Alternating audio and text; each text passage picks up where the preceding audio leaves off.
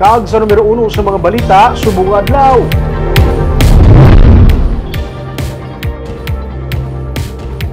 Siyam ka mga commercial establishment sa Barangay Mansilingan sa Bacolod City ang ipasiradaan sa City Legal Office kay nasang aga bangod wala sang business permit.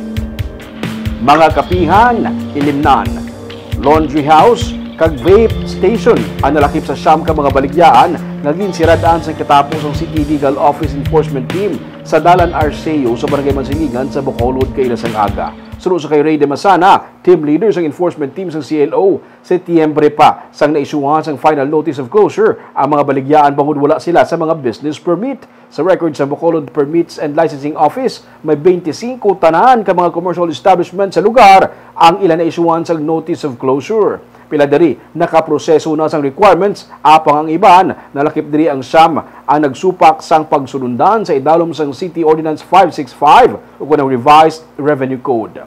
Nagapadayon karon ng joint inspection nga ginapatuman sa syudad sa pagpasiguro nga lehitimo ang naga-operate nga mga negosyo sa syudad sang Bacolod.